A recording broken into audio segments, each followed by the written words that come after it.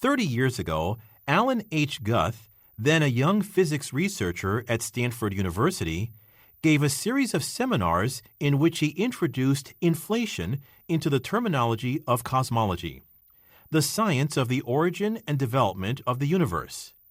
The term refers to a brief burst of unusually accelerated expansion that, he argued, may have occurred during the first moments after the Big Bang. One of these seminars took place at Harvard University, where I myself was a researcher. I was immediately fascinated by the idea, and I have been thinking about it almost every day since. Many of my colleagues working in different areas of physics have been similarly interested. To this day, the development and testing of the inflationary theory of the universe is one of the most active and successful areas of scientific investigation. Its most important purpose is to fill a gap in the original Big Bang theory. The basic idea of the Big Bang is that the universe has been slowly expanding and cooling ever since it began some 13.7 billion years ago. This process of expansion and cooling explains many of the detailed features of the universe seen today, but with a problem. The universe had to start off with certain properties.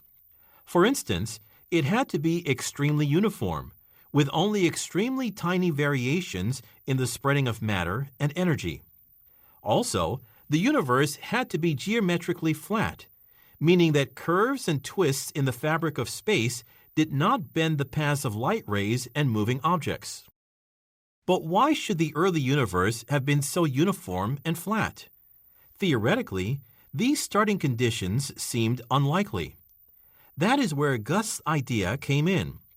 He argued that even if the universe had started off in total chaos, with a highly changeable spreading of energy and a twisted shape, a spectacular growth speed would have spread out energy until it was evenly scattered and straightened out any curves and twists in space.